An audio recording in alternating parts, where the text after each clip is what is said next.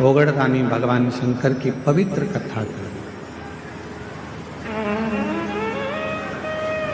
पिता मानकर एक रिश्ता परमात्मा से जरूर जुड़ो।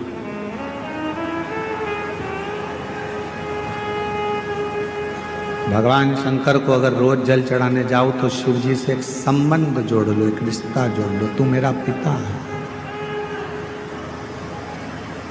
तू मेरा सखा है, तू मेरा भाई है,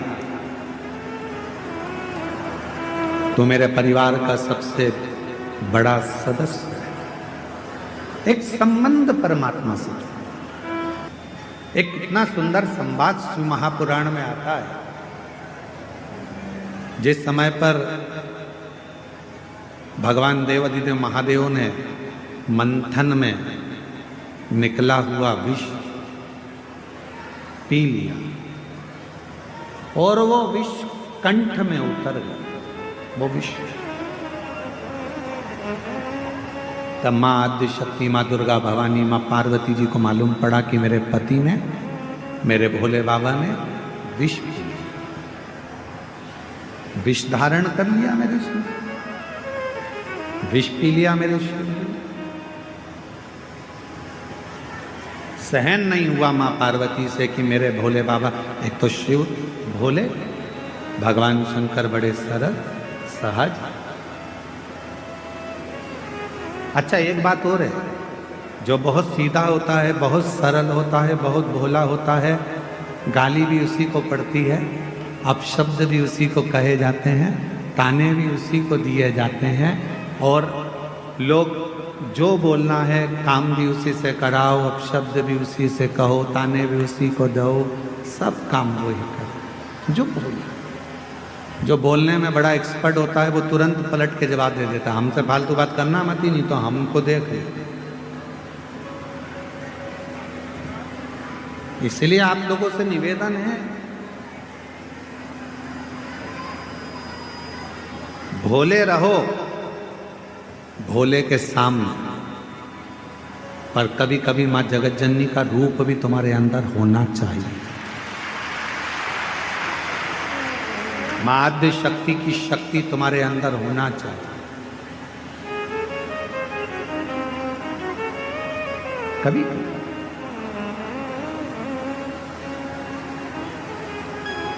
मंदिर जा रहे हो, शिवालय जा रहे हो, पूजन करने जा रहे हो, कोई आपको अगर पलट कर अपशब्द कह रहा है तो उसको जवाब देने की जवाबदारी आपकी। ठीक नहीं है।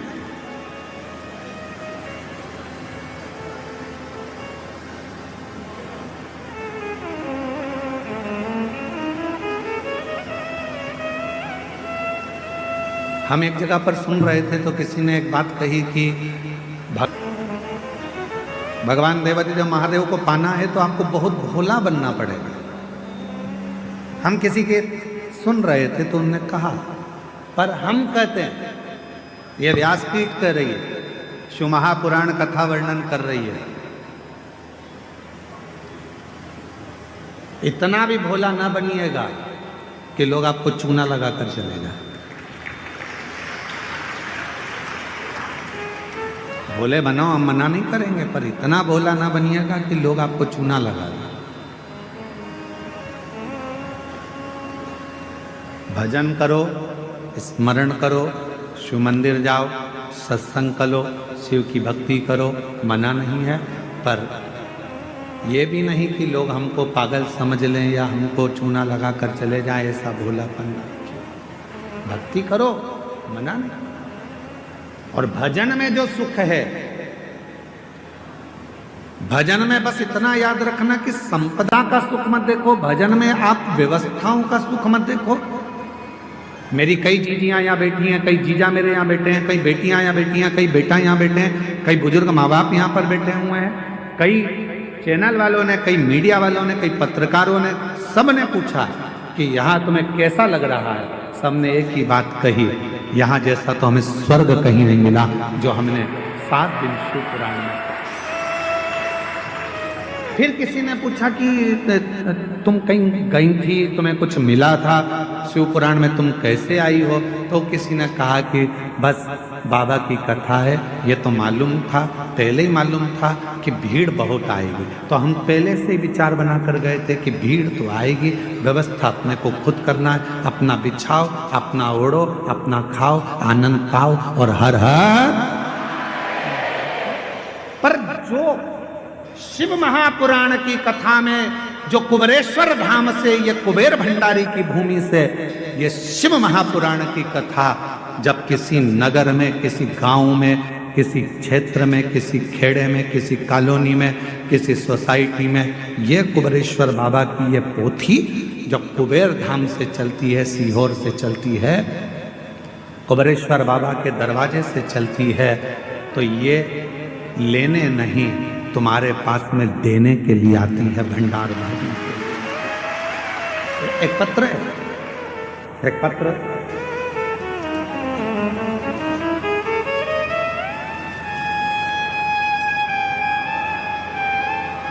बेटे का फोटो देखिए पहले। फल जहर विष शिव के कंठ पर गया। मेरी माता जगत जननी जगदम्बा अम्बा महारानी को मालूम पड़ा, माँ दुर्गा भवानी को मालूम पड़ा कि कंठ में विष आ गया, कंठ में विष।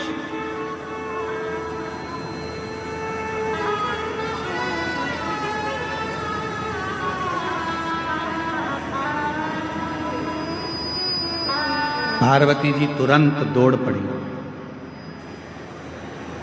बाबा बाबा बाबा, भोलानाथ भोलानाथ, शंभुनाथ, त्रिकालदर्शी, कैलाशी, अविनाशी अविनाशी कहती कहती मेरी माँ दौड़, मेरी माता दौड़ पड़ी, पहुंची। भोले बाबा का जब स्वरूप देखा मेरी माता ने तो पूरा शरीर नीला पड़ रहा था। बोल नीलकंठेश्वर महादेव की जय। पूरा शरीर नीला पड़ रहा था। पार्वती जी ने भगवान के स्वरूप का दर्शन किया। स्वरूप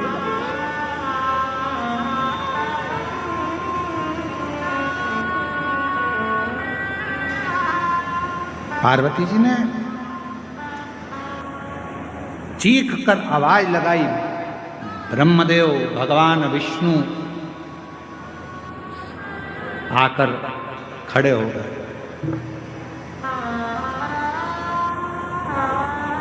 ब्रह्मदेव और भगवान विष्णु आकर खड़े हो गए। आद्य शक्ति मां दुर्गा भवानी का जो स्वरूप देखा तो गुस्से में लाल थी, क्रोध आ रहा था, नेत्र ज्वाला लाल थी, भयंकर।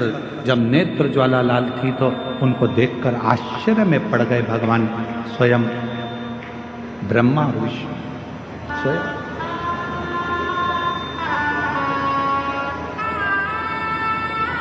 मां क्या बात है, क्या हुआ मां? आज आप बहुत क्रोध में दिख रही हो मां, आज आप बहुत गुस्से में दिख रही हो मां। मां आद्य शक्ति दुर्गा भवानी ने कहा कि ब्रह्मदेव, हे भगवान नारायण, भगवान विष्णु, गजब करा, देवताओं का हित करने के लिए मेरे पति को विष पिला दिया।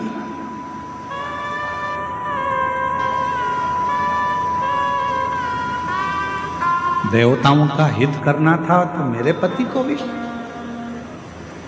भगवान नारायण ने, भगवान ब्रह्मा जी ने मां आद्य शक्ति दुर्गा भवानी के हाथ जोड़ा, निवेदन, मां 33 कोटि देवताओं में कोई देवता ऐसा नहीं है कि इस विष को पचा सके। बुराई को पचाना, निंदा को पचा लेना, अपशब्दों को पचा लेना, तानों को पचा लेना, आड़े टेढ़े शब्द व्याख्यान को पचा लेना, ये हर किसी के बस की बात नहीं है। लोग आपको गाली देते हैं और आप पचा लो, ये बहुत बड़ी बात है। लोग आपको बद्दुआ दे रहे हैं, श्राप दे रहे हैं, आड़ा टेढ़ा कह रहे हैं, उसके बाद भी आपके मुख से कुछ ना निकले, आपने वो पचा लिया, लोग आपको आड़ा टेढ़ा कहें तो भी आप पचा ले रहे हो। यह कोई सहज वाली बात नहीं है।